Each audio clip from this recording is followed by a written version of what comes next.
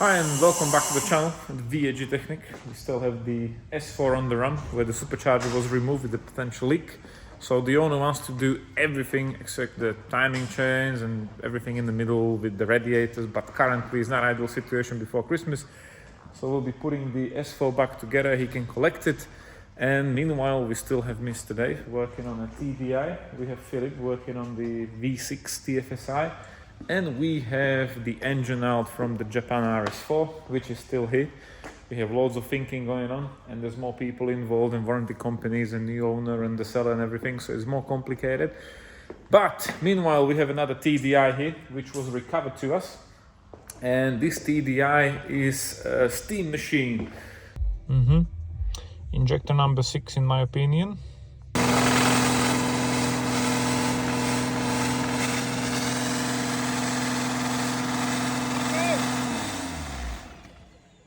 So we have Mr. Filip already here doing a vacuum cleaning or something. You're sucking! I'm sucking. Oh my god, Filip is sucking. But if you want to see Filip sucking on another YouTube channel, I'll leave a link. Go and have a look at his video. And he's preparing an injector replacement because we managed to start the car up. It was smoking like hell, as you can see. And we managed to do a very quick diagnostic, and number 6 injector was showing values like +6 and more, so we believe it was overfueling. Also, we believe, what do we believe, is the washer there?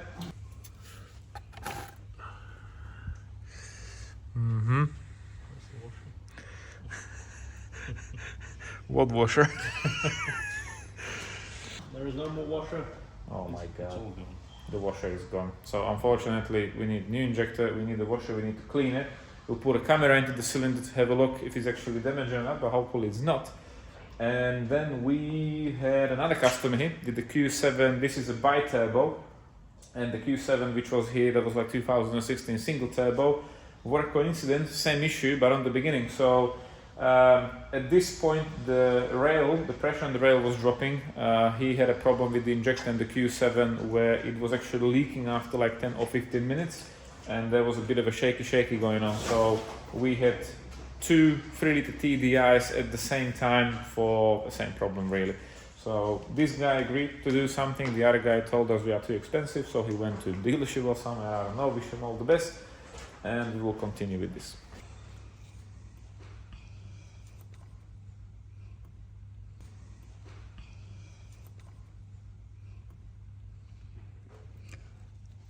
Oh my god. They can see, but I can't see. There you go. But piston is still there. That's good. There you got a knife. No. No. You have knife. Good. There's It's loads bent. of debris and it's bent and it doesn't look good. So here we have the code for the new injector. We have to write that into the engine ECU. Hopefully it will be accepted.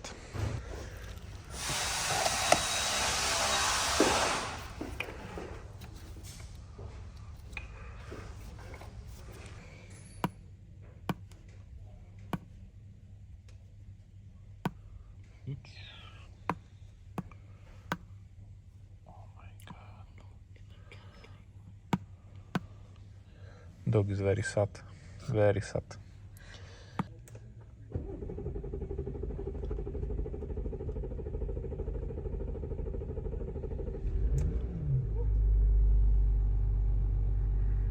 Yeah, boy.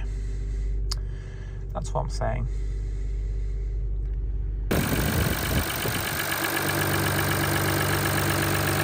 So yeah guys, easy repair. Injector was leaking, we were right. So the car was off the road for couple of weeks actually, and they couldn't start it, they couldn't figure out. It literally came down here for a high pressure pump replacement, which will never help. Waste of money, waste of time. Currently what we have to do, because it's still smoking as you can see, we will be replacing all of the injector copper washers with seals and everything, oil change 100% with filter, and hopefully it will be all good. So if you have a problem like this, don't start with the most expensive parts which are literally underneath the whole intake and stuff, and do a proper diagnostic. So, meanwhile, we have an Audi S5 on the run, which was here previously for a water pump. You can still probably see the shiny pipe and the markings on the pulley over there. So that was all sorted and it's all good. Meanwhile, the gentleman was driving until he have a funny light coming on. And the funny light is because of the brakes. You can probably see the condition.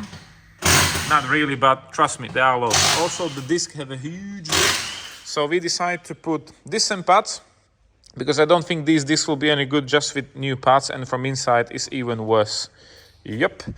So currently we will be installing genuine disc pads from TPS. Unfortunately they are expensive, but from our experience, what we use in our own cars, the value for what you're getting is the best, because they're not dusting that much, they're not squeaking, and especially they would last very long. I have my 2006 Passat outside again, which are 10 years old. The disc pads, obviously I'm not using the car for over a year, but still they're all good. So this will unfortunately cost the gentleman over 1200 quid label material, but it's genuine. So he also did mention there is some kind of a leak maybe, so we have to have a look at that and give him a quotation, and we will see what else we will find. So we have a brake disc from TPS. If you're gonna scan this barcode, you will get a discount for nothing. And of course we have all 4 discs, all the parts, all the accessories, all the sensors, all the bolts and everything was needed to do such a work. And these are the brake parts. So the brake parts are VAG TRW, so good brand still. We have a delivery here. Meanwhile, I finished the phone call from the A7 garage where it was a couple of weeks or months even maybe, and we give him a price of 1,300 and something pounds to reseal the rest of the injectors, oil change, DPF regeneration, etc, etc, etc. I was told it's too much, so we try to do the best, but people don't want to do something what we advise them to do. Even we save them money by not replacing the high pressure fuel pump. And yeah, Filip gonna do the disc, I'm gonna do the supercharger. So meanwhile, Mr. Filip is doing the brakes on the S5. I'll be putting the supercharger back on. So we have to put a clamp there, which was missing, what we've seen in the last video. And I'm really hoping the engine will not seize at least for next 100 miles, because then we'll be blamed if we touch the engine as a last garage and before, even though it's consuming coolant. So I'm really hoping the gentleman will sort out the timing chain with us or with whoever, I don't know. But our diagnostic is need a radiator course for the supercharger. So let's put it back together, let's call him and he can collect it. So we make a payment for the filter for the A7, and I can't do anything again because my dog is sitting on my feet, thank you very much. And we have to do a diagnostic with the Audi A7, which is here for low pressure, high pressure issues again, fuel system issues. So we're going outside to do a quick diagnostic again. Okay. Still shouldn't come up. No, exactly. So we have how many miles? 148,000 miles. Freshly run in 3-litre diesel. We have another A7 with the same issue. Okay. Already sorted. And I believe you will have the same issue as any other 3-litre TDI. Okay, nobody cares about that. Oh, you have a system pressure too high and then too low. Yeah. That's not good. 1400 RPM, and that one was 776 RPM. Okay. It's actually a nice car and I like driving it. Yeah. I don't want to keep turning that sensor off. No. So we need to check the injector values. I've had the injectors redone. They have good values. The RPM is a bit higher.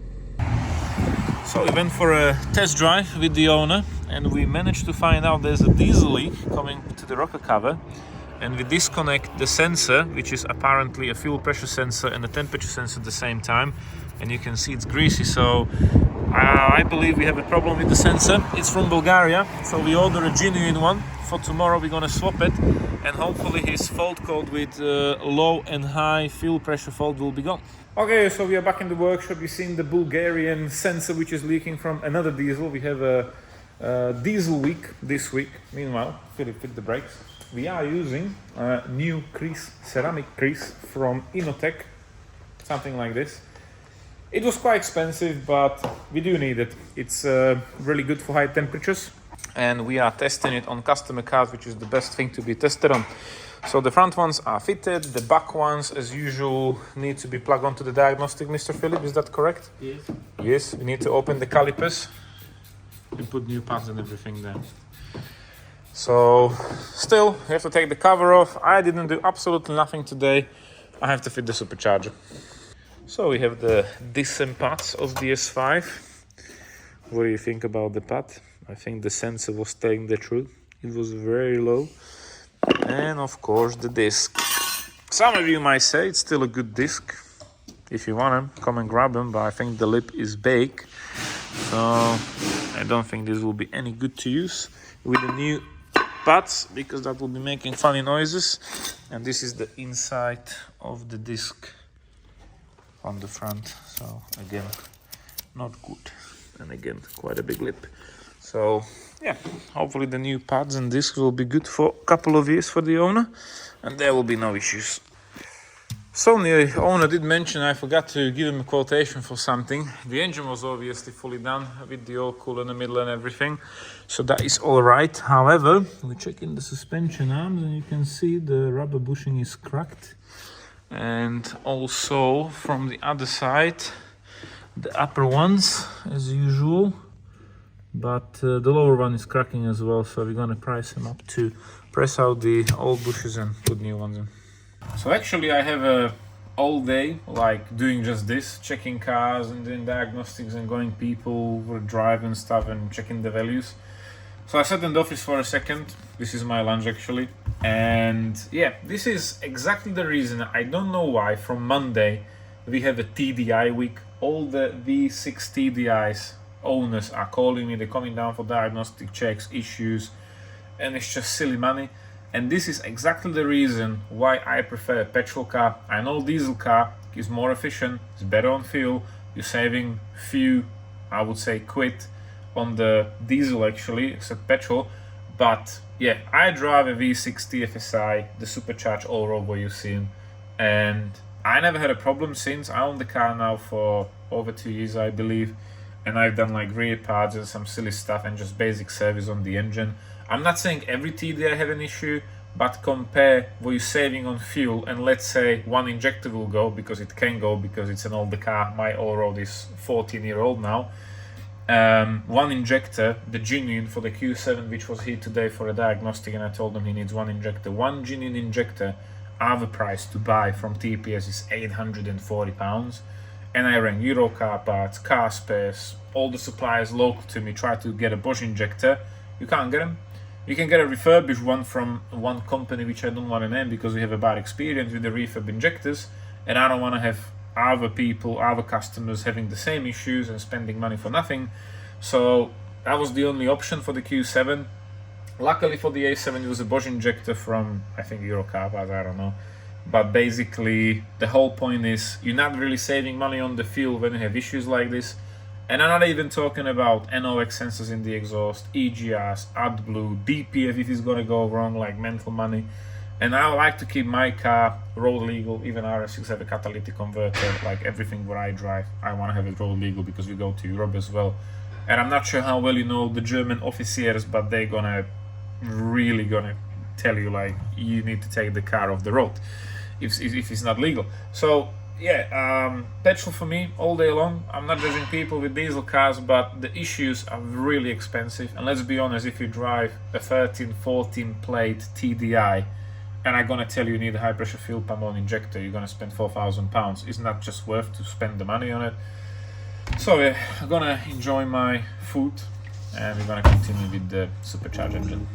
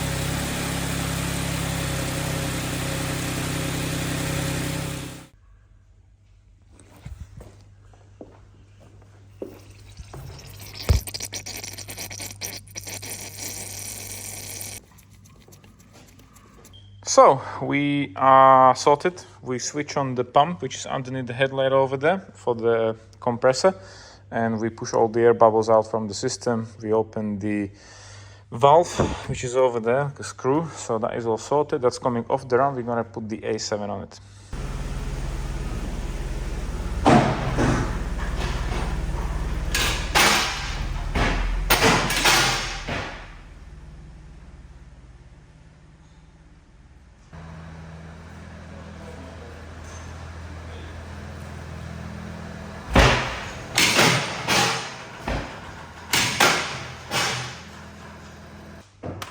Diagnostics. Uh-huh. 1, 2.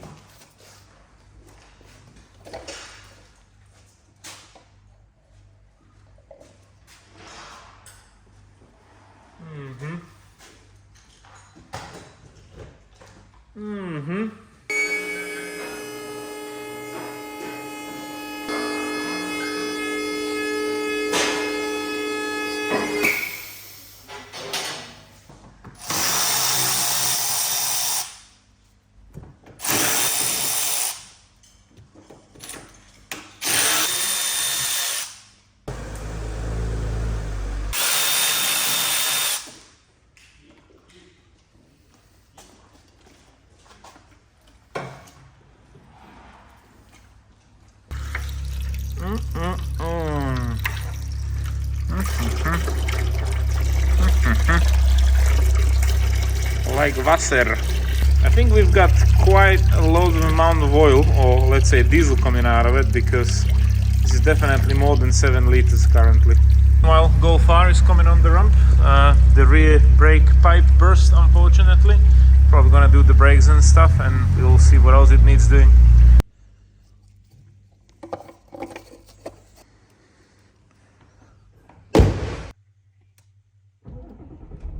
Nice. So we have the TDI started. We have no fault so far. We're gonna go for a test drive, see how it goes. Right guys, so we are going for a short test drive with the A7, and as I mentioned, it came in non-runner. We do have a progress. The engine is running, it's starting.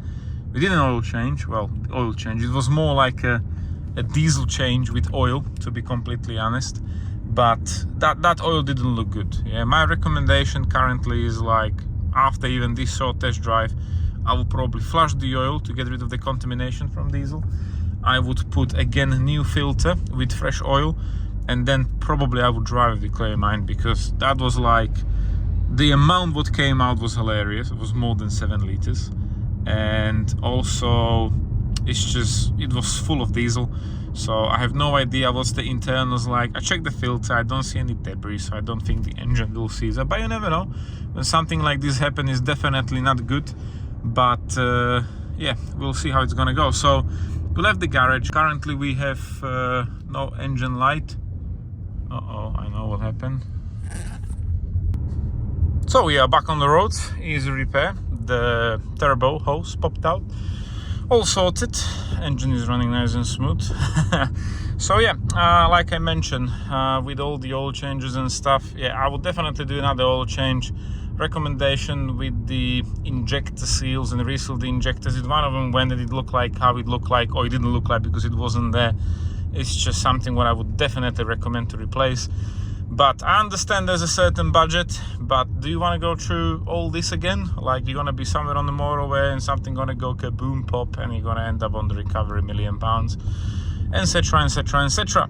So yeah, I mean, our recommendation is just a recommendation, so we can't make people to get things done, and unfortunately this is one of them. So far the engine light, DPF light, is still off, so that looks good. And we'll be checking on the diagnostic again, like what's the pressure, how it looks like, etc, etc, etc.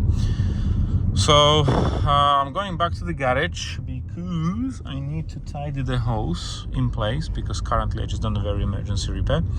And then we're gonna go for a longer test drive. I'm gonna take a diagnostic with me, and we'll be checking all the values. Oh man, this car is smoking. The amount of diesel in the exhaust what leak in there must be absolutely mental.